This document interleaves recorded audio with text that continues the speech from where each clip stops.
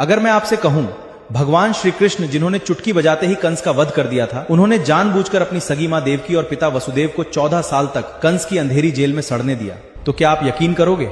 लेकिन हां, आपने बिल्कुल सही सुना। जिस ईश्वर के इशारे पर ब्रह्मांड हिल जाता है, वो 14 सालों तक अपने ही माता पिता की चीखें सुनता रहा और उन्होंने कुछ नहीं किया।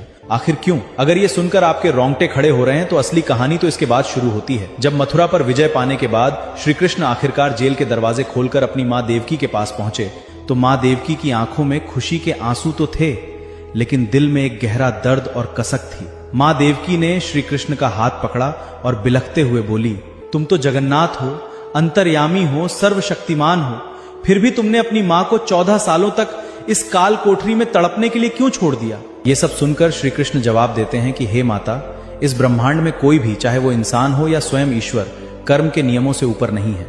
याद कीजिए अपना पिछला जन्म। पिछले जन्म में आप माता कैकेयी थी और मैं राम। आपने मुझे 14 साल का वनवास दिया था। श्री कृष्ण ने उसके आगे बोला कि जब मैं राम बनकर 14 साल के लिए वनवास जा रहा था, तब मेरी मां कौशल्या ने रोते हुए मुझसे पूछा कि पुत्र, मैंने ऐसा कौन सा पाप कर दिया कि मुझे तुमसे 14 साल दूर रहना पड़ेगा?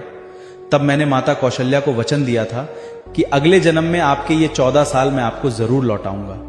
इसीलिए हे देवकी, इस जन्म में आप कौशल्या हैं और जो पिछले जन्म में कौशल्या थी वो आज यशोदा हैं आपकी जगह। आपके पिछले जन्म के कर्मों की वजह से आपको 14 साल का ये वियोग सहना पड़ा और कौशल्या को उनके हक के 14 साल का ममता का सुख मिला। इसलिए हे माते, मैंने सिर्फ कर्मों का हिसाब बराबर किया।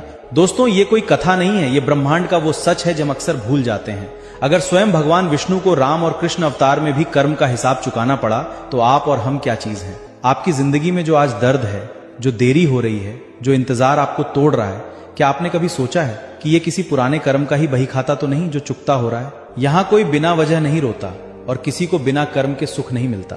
स्वयं ईश्वर भी कर्म के कानून से बंधे हैं। तो अगली बार जिंदगी में अगर कोई दुख आए तो ईश्वर से कभी शिकायत मत करना, बस समझ जाना कि कोई पुराना हिसाब बराबर हो रहा है। कमेंट सेक्शन में जय श्री कृष्णा लिखकर अपनी राय जरूर। अगर मैं आपसे